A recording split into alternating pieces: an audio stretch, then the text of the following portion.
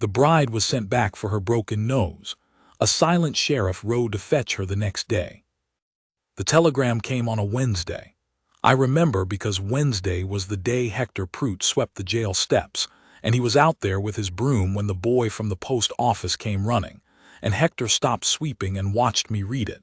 And when I folded it and put it in my breast pocket without saying anything, he went right back to sweeping.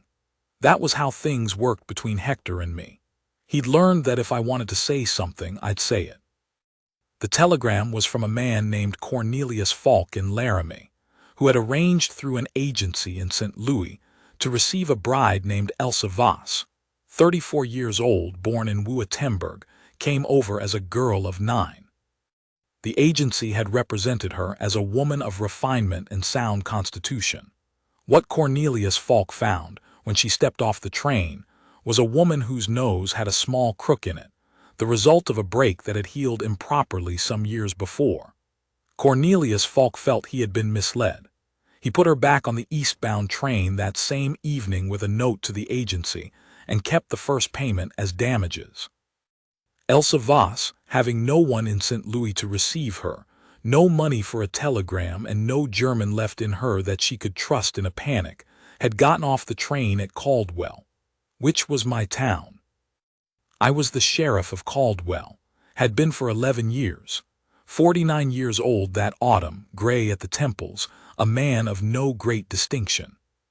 I kept order in a quiet town, handled the occasional drunk with the minimum necessary firmness, knew most everybody's name, had dinner most nights alone at Connie Marsh's boarding house, and went home to a dark house that had been my mother's, and before that my grandfather's, and had never felt like mine. I was not a man who got telegrams about women. Except that now I had one, because the station master at Caldwell, a man named Pete Bauer who minded everybody's business as a point of civic pride, had wired ahead to Laramie to inquire about the woman sitting alone in his station with one small trunk and no ticket, and the reply had come back to me. I didn't think about it much. I put on my hat and walked to the station. She was sitting on the bench outside the freight window, the trunk at her feet, her hands folded in her lap, the way women hold their hands when they are working very hard not to let you see what they are feeling. She was dark-haired, going a little gray at the part, with strong hands and a straight back. The nose had a slight angle to it, a small drift to the left, the kind of thing you'd only notice if someone told you to look. I noticed it only because I already knew to look. I took off my hat. I said I was the sheriff, and I wanted to make sure she was all right. She looked at me, level, without any particular warmth, but without fear either. She said, in English that had a faint German shape around the edges, that she was not in any trouble with the law. I said no, ma'am, I didn't imagine she was. She said she had a situation, but that it was hers to sort out, and she didn't require assistance. I said that was fair. We stood there a moment. Pete Bauer was watching from behind the freight window, pretending to sort papers. I asked her if she'd eaten. She said she had on the train. I didn't believe her, but I didn't say so. I said Connie Marsh kept a good boarding house, clean and quiet, and that the rates were reasonable, and that I could walk her over if she wanted to look at a room. She looked at me for a moment with those level eyes, and then she picked up one end of her trunk, and I picked up the other end without being asked, and we walked out of the station into the afternoon. She didn't say thank you, she didn't say anything, neither did I. That suited me fine. I paid Connie Marsh a week's rent out of my own pocket, and didn't tell Elsa Voss until the day after, when she came looking for me at the jail. She stood in the doorway. She filled a doorway, not because she was large, but because she stood in it like she meant to, and she told me that she did not accept charity. I said it wasn't charity, it was a loan, and that I'd want it back when she got situated. She looked at me, and I could tell she was deciding whether that was a lie or not. She said, "How do you expect me to get situated?" I said I didn't know her situation well enough to say. But that Caldwell was a working town, and if she had any skills in the domestic line, there was usually work to be found. She said she could cook, so keep a household, and she had run a small dressmaking operation in St. Louis for 3 years before the agency. I said Connie Marsh's girl had just left to get married, and Connie had been doing the cooking herself, and that she wasn't bad at it, but she wasn't good at it either, and that if Elsa wanted, I could introduce her. Elsa looked at me again, with those evaluating eyes. She said, "You are a very quiet man." I said I'd been told that. She said, "Most quiet men are hiding something disagreeable." I said that was probably true in some cases. She said, "What are you hiding?" I thought about that. I said I didn't know that I was hiding anything exactly, but that I'd lived alone a long time and had gotten out of the habit of filling silence for the sake of filling it, and that some people found that off-putting. She nodded slowly, like she was filing that away. Then she said, "Take me to meet this Connie Marsh. I want to be honest about what happened that fall, which is that not much happened. She got the job at Connie's inside a week. She moved from the room she was paying for to the small room off the kitchen that had come with the job. She cooked, and people talked about the food the way people talk about something that surprises them in a town that doesn't expect surprises. Hector Prout started having lunch there 4 days a week. 2 of the cattle ranchers from south of town started having dinner there on Fridays. I had dinner there most nights, as I always had. What changed was that she came out of the kitchen sometimes, when there were only a few diners left and the work was mostly done. She'd sit at the far end of the long table with a cup of coffee, and sometimes she'd say something, and sometimes she wouldn't. She didn't seem to need me to fill the space either. That was when I started to understand that the level look in her eyes wasn't coldness. It was just that she didn't bother with performance. She looked at you, the way you look at something you genuinely want to know about. I found it unnerving at first, then I found it restful. I couldn't tell you when one turned into the other. One evening in November, first real cold of the year, we were the last 2 at the table and she said, "Tell me about this town." I told her about Caldwell. It didn't take long. 1,000 people, give or take. Cattle town mostly, with some farming on the eastern end. Quiet generally. A long time ago it hadn't been, but that was a long time ago. She asked how long I'd been sheriff. 11 years, I said. She said, "Do you like it?" I thought about that too. I said I wasn't sure liking was the right word. I said I was suited to it. I said I could keep order without making enemies, and I didn't need to be liked while I was doing it, and I knew the difference between something being my business and something not being my business, which was maybe the most important skill in the job. She nodded. She said, "The man in Laramie." I said she didn't have to talk about that. She said, "I know I don't, I want to." She told it plainly, the way she told everything. She'd been a widow for 6 years, her husband a butcher who died of pneumonia, no children. The dressmaking hadn't been enough. The agency had seemed like a practical solution. She was not a woman, she said, who dressed things up to be other than what they were, and she'd gone into it with open eyes. She said, "He looked at my nose and told me I had been misrepresented." She said it without particular pain, more like she was reporting a fact about the weather. I said that Cornelius Falk was a damn fool. She looked at me. I said, "A man who turns away a capable, honest woman because her nose healed crooked is a man who wants a picture on his wall, not a wife. You're better off." She was quiet for a moment. Then she said quietly, "That is the most you have said to me at one time." I said I supposed it was. She looked at her coffee cup. Then she looked at me. And there was something different in the look, not soft, exactly. She didn't have soft in her, but open. Like a door that had been latched was just standing open now. She said, "That is a kind thing to say." I said it wasn't kind, it was just true. Winter came in hard that year. A long stretch of cold from before Christmas into February, the kind that settles into a town's bones and stays. The cattle ranchers had trouble. lost some animals in a freeze that took everyone by surprise, and there were long weeks of grim faces and men doing what they could with what they had left. I was busy. More disputes than usual, the kind that come when people are cold and scared and have been cooped up too long.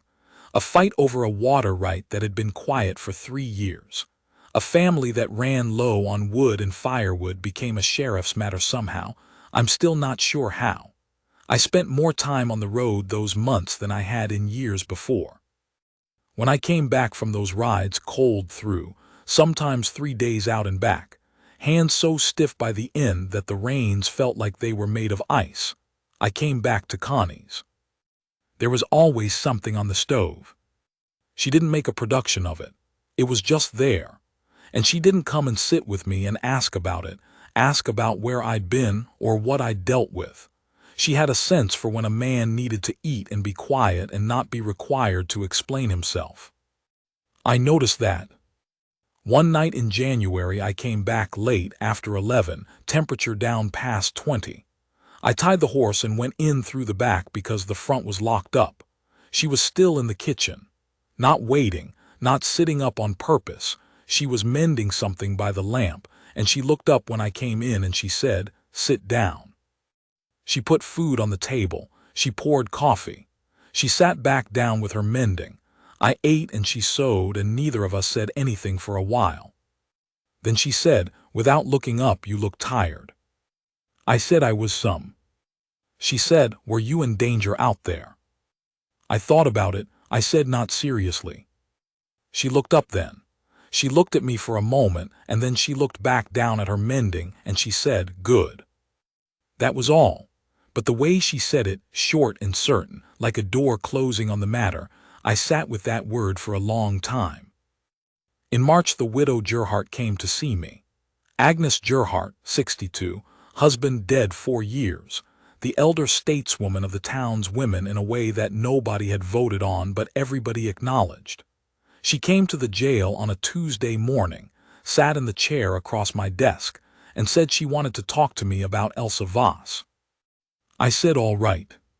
She said that Elsa Voss was a fine woman who had been treated badly and had handled herself with real dignity in a difficult situation, and that the town had come to respect her, and that she, Agnes, personally liked her very much. I said I agreed with all of that. Agnes said that it was also her observation, and the observation of several other people she could name but would not, that I had been taking my dinners at Connie Marsh's most nights for 11 years, and that this past winter I'd been coming back late and cold, and there had always been something on the stove. I looked at Agnes. Agnes looked back at me with the same expression my mother used to use when she already knew the answer to the question she was about to ask. She said, "Emmett, what are you doing?" I said I didn't know what she meant. She said, "Yes, you do." I sat with that a while. I said that I was 11 years older than Elsa Voss and a quiet man, and a sheriff of a small town with a dark house, and not much else, and that Elsa Voss had been sent back like a returned parcel once already, and deserved better than to end up with a man who couldn't offer her very much. Agnes was quiet. Then she said, "Does she know you think this?" I said we hadn't talked about it. Agnes said, "You should let her decide what she deserves." She got up, put on her coat, and left. I sat with that for about a week.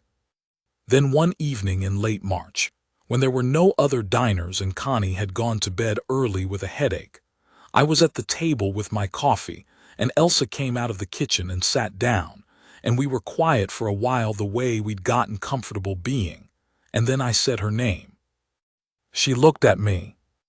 I said, "I want to say something, and I want to say it straight, because I don't know how to say it crooked." She said, "All right." I said that I had been thinking about her situation and about mine. I said I knew I wasn't what anyone would call a prize, that I was 50 years old, that I was a quiet man in a quiet town, that I had a house that needed work and a job that didn't pay much more than my expenses, and no particular claim to distinction of any kind. I said that I wasn't going to pretend any of that away. She was watching me still, that level look.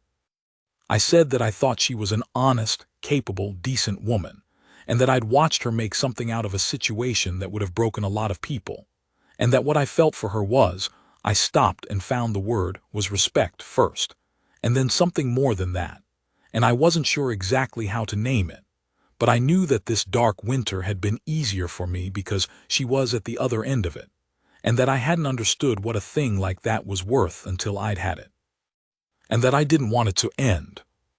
I said I wasn't asking her to settle. If she was going to go, or if she had plans that didn't include Caldwell, I'd understand it. I said I just didn't want to not say it. Then I stopped because I'd run out of words, which was sooner than I would have liked. She sat with it for a while. The lamp was burning low. Outside the window, the last of the winter, a thin, hard snow coming down that wouldn't stick. Then she reached across the table. Not a reaching for my hand sort of gesture, not soft like that. She put her hand flat on the back of my hand, and it was a strong hand, and it just rested there. Like she was checking that I was solid, like she was confirming something. She said, I have been watching you all winter ride out into that cold and come back and not ask to be taken care of, and not ask to be admired for it. I have been watching you treat everyone in this town as though they matter, quietly, without wanting them to notice. I watched you loan me a week's rent when you had no reason to, and call it a loan so I could keep my dignity. She said, I know what I see. I've been looking at it for 6 months. She said, I am not settling, Emmett. And then she pulled her hand back and picked up her coffee cup, and we sat there, the snow coming down outside, and I don't have a better way to say it than this. That room was the warmest room I'd been in a long time, not because of the stove. We married in June. Small ceremony, Agnes Gerhardt as witness, Hector Prout as the other, Connie Marsh crying with a dish towel, the preacher going faster than he needed to because he had another engagement. I gave her the house. I gave it to her properly. I fixed what was broken in it, and I repainted the front room the color she wanted, which was a green that I would not have chosen but which turned out to be exactly right. She put curtains up. She put a rug down. She planted something along the front walk. I don't know what it's called. It came back every spring. It stopped being my mother's house. It stopped being my grandfather's house. It became ours. I would come home at the end of a day and she would be in the kitchen or in the front room with her mending, and she would look up when I came in. That was all. She would just look up. And there was something in that look, not a performance of gladness, not a show of it, just a plain acknowledgement that I was home, and that this was where I was supposed to be, and that she knew it. I had not been looked at that way before, by anyone. I don't know how a man explains a thing like that to another man without it sounding smaller than it is. All I know is that after 11 years of being the sheriff of a quiet town, a competent, steady, invisible man, a man who kept the peace and ate alone and went home to a dark house, I came home one night and the light was on. And it was on because she put it on. And she put it on because she knew when I'd be back. And she knew when I'd be back because she'd been watching, the way she watched, level and quiet and certain, the way she decided, a long time before I got around to saying anything, what she was going to do about me. Elsa, who'd been sent back for her crooked nose, who looked at a silent, worn-down sheriff with a dark house and nothing much to offer, and saw, I don't know what she saw. Whatever she saw, she decided it was worth staying for. And every morning I got up next to her. I was grateful in a way I hadn't known I was capable of. That's all there is to it. The lamp's still on.